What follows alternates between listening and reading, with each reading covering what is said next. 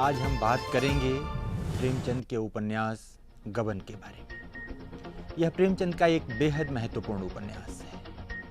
1931 में प्रकाशित हुआ था यह, और जब यह प्रकाशित हुआ तो अधिकांश आलोचकों ने, जो उन दिनों सक्रिय थे, उन्होंने इसे आभूषण प्रेम की कथा के रूप में ही विश्लेषित किया। उन्हें लगा कि यह एक स्त्री के आभूषण प्रेम की कथा है। हालांकि प्रेमचंद जैसे बड़े कलाकार के लिए यह संभव न था कि वह महज आभूषण प्रेम की कथा रचते। इसे समझा जाना चाहिए था। बाद में जब हिंदी आलोचना का विकास हुआ, उपन्यास की आलोचना का विकास हुआ, तब यह समझा गया कि गबन नाम का यह उपन्यास दरअसल स्त्री आभूषण के प्रेम की कथा नहीं है, बल्कि यह भी स्वाधीनता आंदोलन की कथा है। इस पूरे उपन्यास में जो गूंज है वह स्वाधीनता की गूंज है। एक ऐसे मुक्त राष्ट्र की संकल्पना है इस उपन्यास में, जहां सब लोग आजाद होंगे, मुक्त होंगे, किसी प्रकार की कोई गुलामी किसी के ऊपर नहीं थोपी जाएगी। तो यह उपन्यास दरअसल मुक्ति का उपन्यास है। जो स्त्री का आभूषण प्रेम है, प्रेमचंद ने उसे एक युक्ति की तरह इस्तेमाल किया है, एक तकनीक है वो।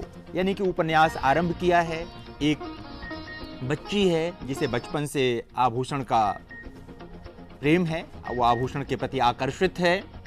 जैसे जैसे बड़ी होती है, सामान्यतः हम जानते हैं कि आभूषण का प्रेम होता ही है, तो प्रेमचंद ने इसे बस एक तकनीक की तरह इस्तेमाल किया है कि जालपा नाम की यह स्त्री जब अपने पति के घर पहुंचती है तो वहां भी जो पति है वह उसे प्रसन्न रखना चाहता है, तरह तरह से आभूषण देना चाहता है, वो देता भी है। लेकिन इसी प्रक्रिया में वह जितनी उसकी हैसियत है उससे ज़्यादा दिखावा करने लगता है रमानाथ, जो उसका पति है, और वह सरकारी धन का गबन कर लेता है। और जब उसे लगता है कि अब वह पकड़ लिया जाएगा, उसे सजा हो सकती है, उसकी नौकरी चली जाएगी, इत्यादि इत्यादि, उसके मन में तरह तरह के भ्रम उत्पन्न हो जाते हैं, तो वह घर छोड़कर भाग जाता है और कलकत्ते पहुंच जाता है। यहाँ से कथा बदल जाती है। वहाँ उसे देवी दीन मिलते हैं।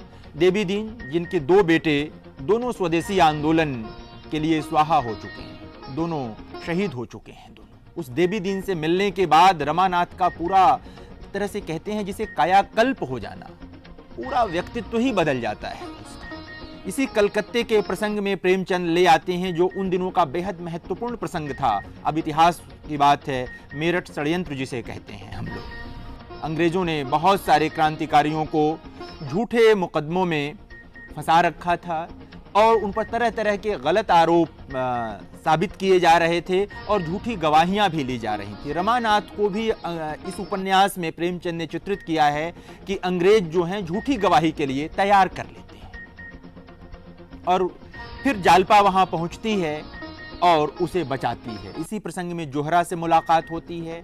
उपन्यास के बीच में प्रसंग है रतन का और वकील साहब का, जिसके माध्यम से प्रेमचंद स्त्री के जीवन के जो अन्य पहलू हैं उनको सामने ले आते हैं। यानी कि पति की संपत्ति में स्त्री का जो अधिकार है वो क्या है, कितना होना चाहिए, कैसे होना चाहिए, ये तमाम प्रसंग उभर करके आते हैं। स्त्री और पुरुष के संबंधों में विश्वास की क्या भूमिका होती है, इस पर लंबी जिरह है उपन्यास के भीतर। तो यह एक संक्षिप्त कथानक है इस उपन्यास का। जैसे जैसे आप इस उपन्यास में प्रवेश करते हैं, आपको पता लगता है कि यह उपन्यास तो आपको किसी और दिशा में ले जा रहा है। यानी कि आभूषण प्रेम से शुरू होती है, आपको आनंद आने लगता है। एक बच्ची है, चंद्रहार के लिए हट करती है, उसे समझाया जाता है कि तुम्हारा दूल्हा जब आएगा तो तुम्हारे लिए वो असल चंद्रहार लेकर आएगा। बच्ची विवाह का इंतजार करने लगती है, बड़ी होती है। विवाह जो सामान्यतः इस बच्चियों में भय का संचार करता है, उसे लगता है कि नहीं, यहाँ तो चंद्रहार मिलेगा। अब उसको लेकर के एक उल्लास रहता है उसके मन में। विवाह होता भी है उसका, और उसके भीतर जो ये एक स्वाभाविक आकांक्षा है सजने संवरने की, एक सुंदर जीवन बिताने की, वो सब में होती है, वो जालपा में भी है। लेकिन जो उसका पति है रमानाथ, वह भी आडंबर में रहता है, झूठ में रहता है। वह जितनी उसकी आय है उसे बढ़ाकर उसे बताता है और चूंकि पत्नी के सामने वस्तु स्थिति साफ नहीं है, इसलिए वह भी जिस तरह का एक बढ़िया जीवन जीने की कोशिश करती है, रहती है, लेकिन इसी प्रक्रिया में हादसा हो जाता है। प्रेमचंद इस पूरे प्रसंग के माध्यम से यह बता रहे थे कि जो नया मध्य वर्ग उन दिनों तैयार हो रहा था, यानी 1930-31 के आसपास, दरअसल उस मध्य वर्ग के पास कोई ठोस जमीन नहीं थी, कोई आधार नहीं था उसके पास, वो हवा में था। यानी उसकी आमदनी का जो स्रोत था वो अचानक बंद हो जाए तो उनका जीवन किस ओर जाएगा, इसका उन्हें पता नहीं था। वो श्रमिक वर्ग में नहीं थे और वो जो मालिक वर्ग है, जो सत्ता वर्ग है, उसके भी हिस्सेदार नहीं थे, वो बीच का वर्ग था। प्रेमचंद उस वर्ग की जो पूरी एक तरह से चिंतन प्रक्रिया है या उनकी जो पूरी परिणति है, उनकी जो पूरी सोच है, रमानाथ के माध्यम से उसे प्रस्तुत करते हैं। रमानाथ एक ढुलमुल चरित्र है। वो समझ नहीं पाता कि पत्नी से उसे कितना सच कहना चाहिए या नहीं कहना चाहिए, वो कह नहीं पाता, अपनी वास्तविक स्थिति तक नहीं बता पाता। प्रेमचंद एक तरह से ये जो नया वर्ग पैदा हुआ था, इसकी आलोचना प्रस्तुत करते हैं इस उपन्यास में। एक तरह से कुछ लोग इसको देखते हैं कि जो आधुनिकता का दौर आया था उसका भी असर था मध्य वर्ग पर। इस उपन्यास में प्रेमचंद उसका भी वहन करते हैं, आगे बढ़ाते हैं कथा में। लेकिन इस पूरे उपन्यास को बल मिलता है जब रमानाथ जो है वो भाग जाता है, नौकरी छोड़ करके पत्नी को बिना बताए एक तरह से निकल लेता है। पत्नी परेशान कि पति कहाँ गया, और कलकत्ते पहुंच जाता है। वहां देवी दीन मिलते हैं उसे, ट्रेन में ही मिल जाते हैं देवी दीन। अद्भुत चरित्र है देवी दीन का। अगर मैं कहूं कि इस उपन्यास का सही नायक देवी दीन है तो गलत न होगा। प्रेमचंद ने जितने मन से देवी दीन का सृजन किया है, उस चरित्र को जिस तरह गढ़ा है, कम चरित्रों के गढ़ने में उतना मन लगाया है। बड़ा चरित्र है, उज्जवल चरित्र है। मुक्तिबोध, हिंदी के महान कवि और आलोचक मुक्तिबोध प्रेमचंद के चरित्रों में जिस औदात्य की बात करते हैं वो देवी दीन में बहुत है, जोहरा में है। मैं इस ओर आऊंगा कि किस तरह प्रेमचंद जो शोषित तबके के लोग हैं उनके चरित्र में जो औदात्य है उसको कैसे प्रस्तुत करते हैं। बहुत शानदार तरीके से, बहुत जीवंत तरीके से प्रेमचंद प्रस्तुत करते हैं अपनी कहानियों में, अपने उपन्यासों में। वो जोहरा हो, वो देवी दीन हो, या कहीं भी छोटी छोटी कहानियों में आप जाएंगे वहां भी आपको इस तरह के चरित्र मिलेंगे। धनिया का चरित्र गोदान में बड़ा चरित्र है। रंगभूमि में सूरदास का जो चरित्र सृजित किया है प्रेमचंद ने, महान चरित्र है। दुनिया के साहित्य में वैसे चरित्र कम है जिस पाए का चरित्र सृजित किया है रंगभूमि में सूरदास के रूप में प्रेमचंद। तो इस उपन्यास में देवी दीन का जो चरित्र है बड़ा चरित्र है, महान चरित्र है। देवी दीन के माध्यम से प्रेमचंद जो सवाल प्रस्तुत करते हैं इस उपन्यास में, उन पर बात करना बहुत आवश्यक है। आजादी की लड़ाई लड़ी जा रही थी, राष्ट्रवाद की परिकल्पना प्रस्तुत की जा रही थी कि हम आजाद होंगे, एक नया राष्ट्र बनेगा, नए राष्ट्र में सब मुक्त होंगे।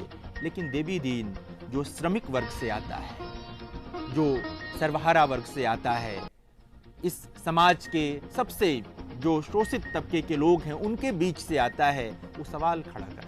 और दरअसल जो सवाल करता है वह प्रेमचंद का सवाल है, उस समय के किसी भी ऐसे व्यक्ति का सवाल है जो भविष्य के भारत के बारे में चिंतित था कि भविष्य का भारत, आजाद भारत कैसा होगा। देवी दीन सवाल करता है कि जब तुम स्वराज का नाम लेते हो तो तुम्हारे मन में उसकी क्या अवधारणा हो, क्या सोचते हो उसके बारे में कि तुम भी बड़ी बड़ी तलब लोगे, मोटरों में घूमोगे, पहाड़ों की हवा खाओगे।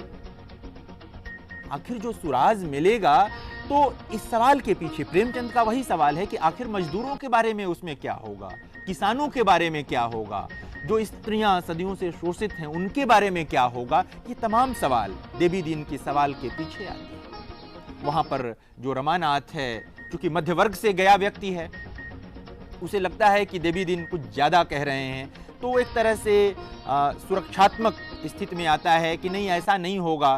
तो देवी दीन पूछता है क्यों, तो कहता है कि तब तो बहुमत का मामला होगा ना, ज्यादा लोग जिस बात को कहेंगे वही होगा। देवी दीन फिर भी संतुष्ट नहीं होता है।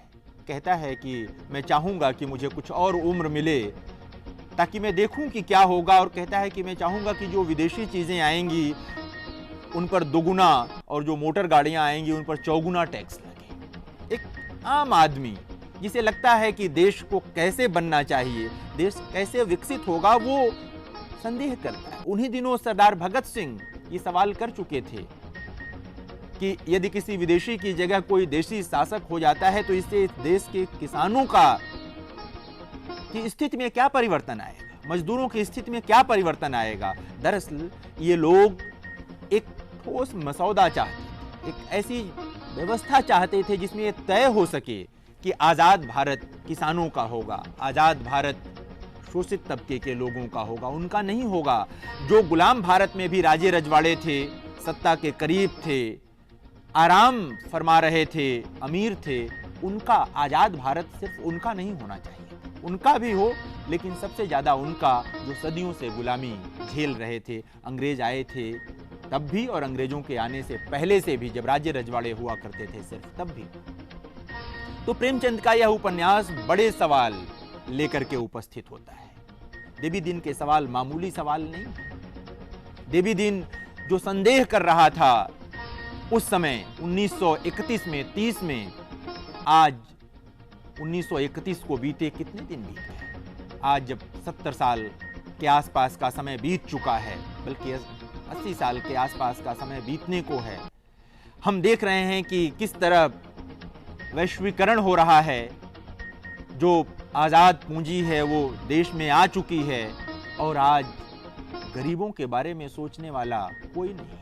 प्रेमचंद जो चीज़ देख रहे थे उस समय, देवी दिन के माध्यम से जो प्रस्तुत कर रहे थे, आज अमीर के हक में बहुत सारे फैसले हैं, गरीबों के हक में कोई फैसला नहीं। गांधी जिसे अंतिम मनुष्य कहते थे और कहते थे कि कोई भी चिंतन करो, कोई भी फैसला लो तो सोचो कि उस अंतिम आदमी को तुम्हारे फैसले से क्या लाभ होने वाला है, आज उसके बारे में लगभग नहीं सोचा जा रहा है। आजाद पूंजी सोचने ही नहीं देगी, क्योंकि यह तो पूंजी से पूंजी को बढ़ाने की कला है, बाजार को उन्नत बनाने की कला है। वह व्यक्ति जो बाजार में प्रवेश ही नहीं पा सका है, उसके बारे में कौन सोचेगा। यानी कि देवी दीन जो सवाल कर रहा था उस समय, प्रेमचंद अपने उस पात्र के माध्यम से जो सवाल कर रहे थे, वह आज 100% एक तरह से कहें कि सही हो गया। यानी वो संदेह सिर्फ संदेह नहीं था। आज़ादी से ठीक पहले कई बार कोई नया काम होता है तो उसके पहले मन में संदेह उठते हैं, लेकिन यह सिर्फ उससे पहले उठने वाला संदेह नहीं था, ठोस आधार था इस संदेह के पीछे। यहीं पर वो प्रसंग आता है जब रमानाथ अपने बचाव के लिए झूठी गवाही देने को तैयार हो जाता है क्रांतिकारियों के खिलाफ। मैं इंगित करूं कि इतिहास का यह वही कालखंड है जब मेरठ षड्यंत्र हुआ था और वहां पर सचमुच अंग्रेज जो हैं वो झूठी गवाही दिला करके बहुत सारे क्रांतिकारियों को सजा दिला रहे थे। फांसी की सजा हो रही थी, आजीवन कारावास हो रहे थे, इत्यादि इत्यादि चीजें घटित हो रही थी। प्रेमचंद इस पूरे प्रसंग को लेकर उपन्यास में आते हैं और अपने देश के लोगों को सचेत करते हैं कि देखो ये जो सत्ता वर्ग है वो किस प्रकार हमें हमारे ही लोगों के खिलाफ खड़ा कर रहा है। जालपा वहां पहुंचती है, वह पत्नी जो कल तक चंद्रहार के लिए हट कर रही थी, वह पत्नी जो अपने सुखों के लिए हट कर रही थी, वह वहां पहुंचती है। और इस पहुंचने से पहले वो क्या कर चुकी है, वह अपने सारे श्रृंगार की चीजें ले जाकर नदी में प्रवाहित कर आई है। वह श्रृंगार की ये वही चीजें हैं जिनको उसने इकट्ठा किया था, हट कर इकट्ठा किया था, बल्कि कहेंगे कि तरह तरह से यत्न करके इकट्ठा किया था। उसे लगता है कि सारी बातों की जड़ में यही है। यदि मेरे पति ने मुझे समय से पहले बता दिया होता, बाद में उससे बात करती है कि यदि तुमने बताया होता कि तुम्हारी यह हैसियत नहीं है तो मैं सहेलियों को तांगे में सैर नहीं कराती, मैं इन आभूषणों की तुमसे ख्वाहिश नहीं करती, इच्छा नहीं करती। वो बात में आती है। यानी कि कहीं ना कहीं जो जालपा के चरित्र के साथ जाने अनजाने पाठक अन्याय कर लेते हैं कि जालपा ही इसके पीछे है। दरअसल जालपा इसके पीछे नहीं है, इसके पीछे रमानाथ का वह झूठ है जो जालपा के सामने बहुत देर में आता है, तब आता है जब बहुत सारी स्थितियां बिगड़ चुकी हैं, यानी पति ने पत्नी के सामने अपनी वास्तविक स्थिति नहीं रखी। प्रेमचंद बताते हैं कि जो रिश्ते हैं उनमें ईमानदारी बहुत बड़ी चीज होती है। यदि आप रिश्तों में ईमानदार नहीं हैं तो आप कहीं ईमानदार नहीं हो सकते। यदि आप अपनी पत्नी से अपनी बात नहीं कह सकते तो आप दूसरी जगह कैसे ईमानदार हो सकते। यह पूरा प्रसंग है, यानी कि जो आभूषण कभी उसकी कमजोरी थी वो उसका बल बन जाता है, ले जाकर नदी में प्रवाहित कर देती है सारी चीजों को। वह चंद्रहार जिसे उसने बहुत यत्न से हासिल किया था, उसे आधे दाम में बेच करके वह पैसा चुकाती है ताकि रमानाथ के ऊपर जो कलंक लगा हुआ है, जो आरोप लगा हुआ है गबन का, वो उसे बच जाए। एक औदात्य आता है, कायांतरण होता है पूरा का पूरा जालपा का। एक स्त्री जिसमें सिर्फ कमजोरी ही कमजोरी दिखाई दे रही है आरंभ में उपन्यास के, वह धीरे धीरे उज्जवल होती जाती है, धीरे धीरे उदात्त होती जाती है, बड़ा चरित्र बनती हुई दिखाई देती है, जबकि रमानाथ पूरे उपन्यास में बड़ा नहीं बन पाता। प्रेमचंद स्त्री के भीतर जो एक स्वाभाविक ताकत होती है कि वह सिर्फ पुरुष को नहीं बदलती, अपना जीवन बदलती है, पुरुष का जीवन बदलती है और किस प्रकार पूरे समाज को प्रभावित कर लेती है, जालपा के चरित्र के माध्यम से प्रेमचंद इसको प्रकट करते हैं। जालपा कलकत्ते जाती है और वहां जाकर के जब उसे पता लगता है कि रमानाथ तो बदल गया है, ये तो गवाही देने के लिए तैयार हो गया है, तो वह उसे तैयार करती है, कहती है कि यदि तुम झूठी गवाही दोगे तो मैं आकर अदालत में वो सारी सच बातें कह दूंगी जिसके नाते तुम भागकर यहां तक पहुंचे थे। और फिर अंततः वह तैयार कर लेती है। यही जोहरा है, जब कलकत्ते में पहुंचता है रमानाथ और जोहरा मिलती है, उसके पास जाता है, जोहरा को लगता है वह रमानाथ जो अपनी पत्नी के सामने कभी सच नहीं बोल पाया था, कभी अपनी बात नहीं, वह जोहरा के सामने खुल जाता है और जोहरा को लगता है कि यह उसके जीवन में पहला आदमी है जो इस तरह आकर के उपस्थित हुआ है, इस तरह अपनी सारे सच बयान करता है, आकर के अपने को पूरी तरह खोल कर रख देता है। वहां पर जोहरा आकृष्ट हो जाती है उसके प्रति। और वह स्त्री, प्रेमचंद ने देखिए कैसे चरित्रों को पकड़ते हैं।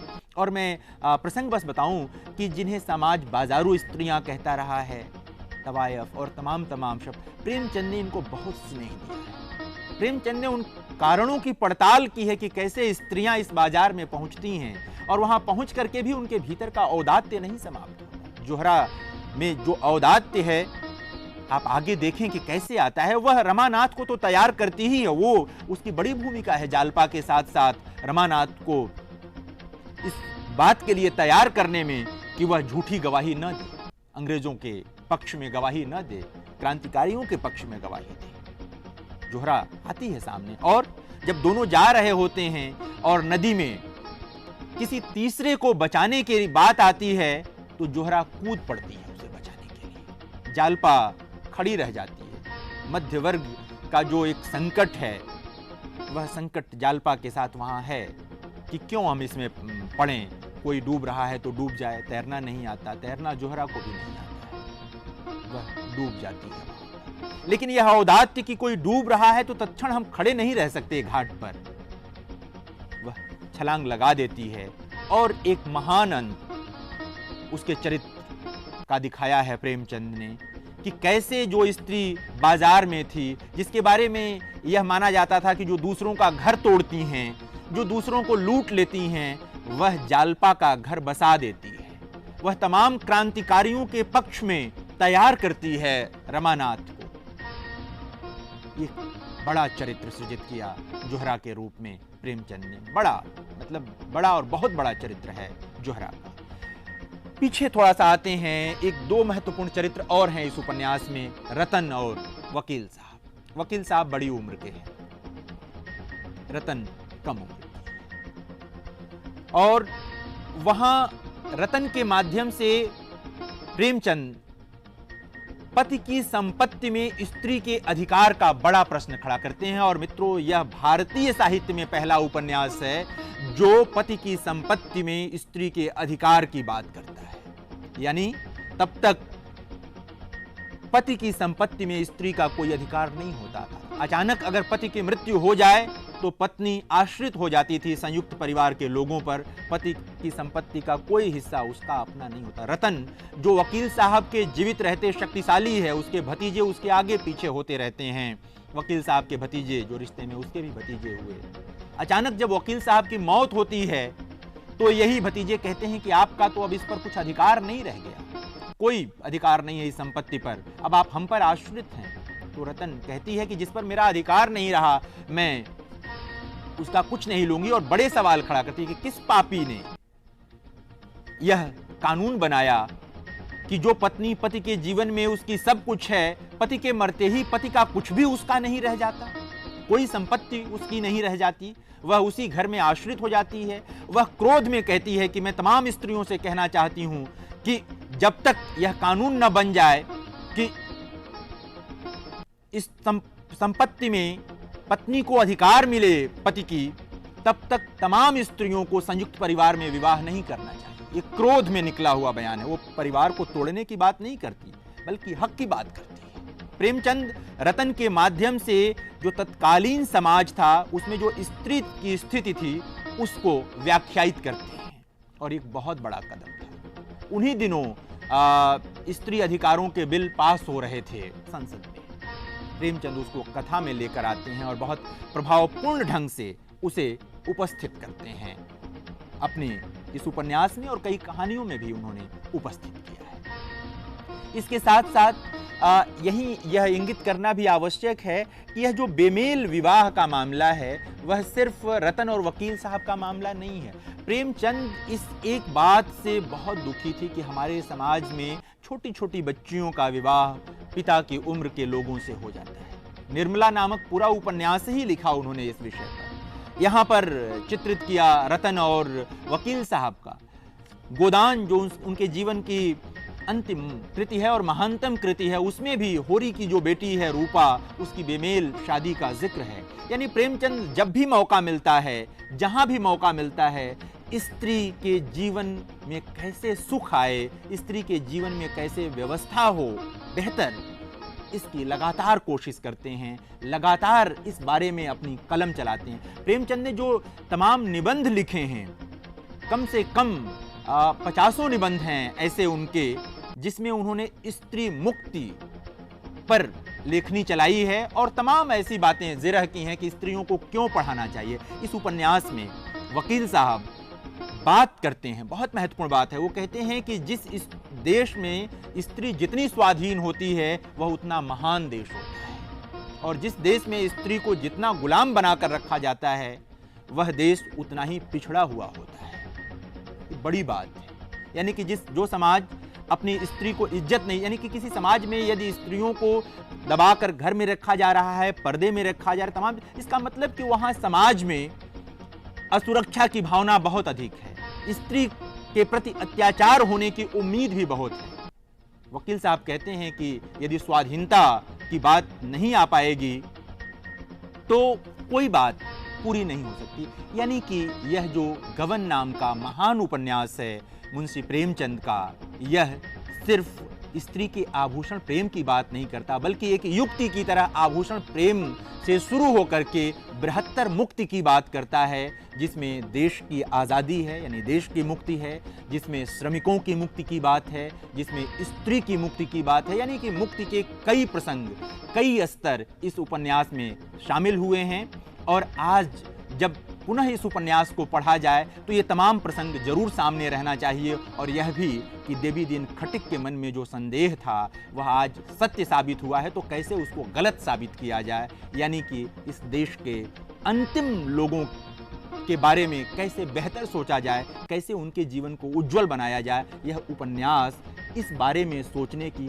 प्रेरणा भी देता है।